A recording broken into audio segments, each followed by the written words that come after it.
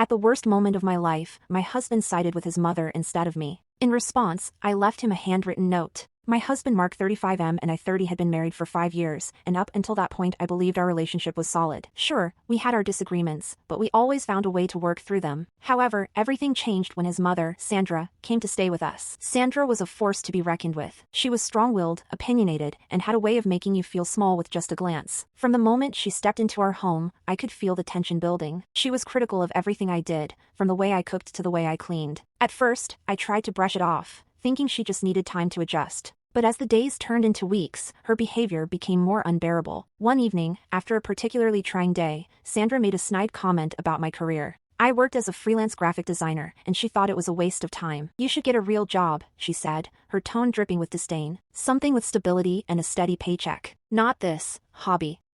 Her words stung, but what hurt more was Mark's reaction. Instead of defending me, he nodded in agreement. "Mom's right," he said. "Maybe you should consider finding something more reliable." I felt like I had been slapped in the face. How could he say that?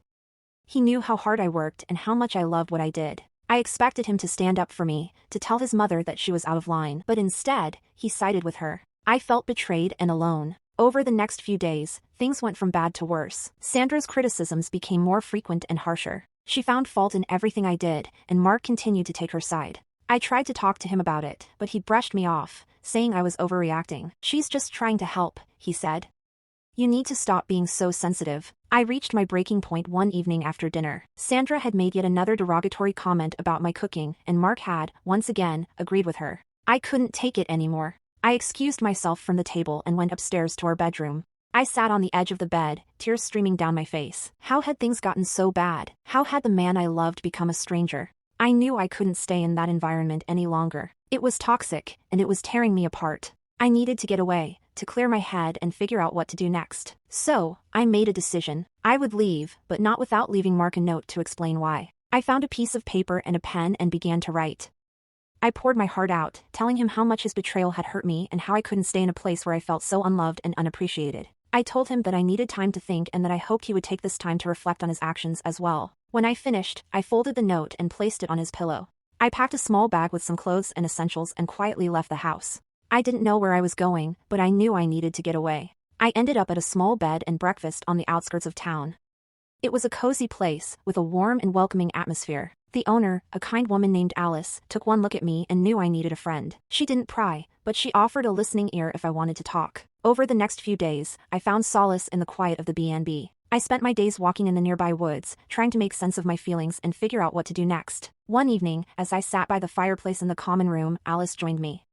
We struck up a conversation, and before I knew it, I was pouring my heart out to her. I told her everything that had happened, from Sandra's criticisms to Mark's betrayal. Alice listened patiently, nodding and offering words of comfort. When I finished, she looked at me with kind eyes and said, "You deserve better than this, my dear. You deserve to be with someone who values and respects you. Don't settle for anything less." Her words resonated with me, and I realized she was right. I had been putting up with so much, trying to keep the peace, but it was at the expense of my own happiness. I needed to stand up for myself and demand the respect I deserved. The next morning, I called Mark. He sounded relieved to hear from me, but there was also a hint of anger in his voice. "Where are you?" he demanded. "Why did you leave without telling me?" I took a deep breath and told him everything. I told him how his betrayal had hurt me, how I felt unloved and unappreciated, and how I couldn't stay in a place where I was constantly being criticized. I told him I needed time to think and that I hoped he would use this time to reflect on his actions as well. There was a long silence on the other end of the line, and for a moment, I thought he had hung up. But then he spoke, his voice soft and full of regret. "I'm so sorry," he said. "I didn't realize how much I was hurting you. I was just trying to keep the peace, but I see now that I was wrong. Please come home. Let's talk about this and figure out a way to make things right." I felt a glimmer of hope at his words, but I knew it wasn't going to be that simple. We had a lot to work through, and it would take time and effort from both of us. "I need some more time," I said.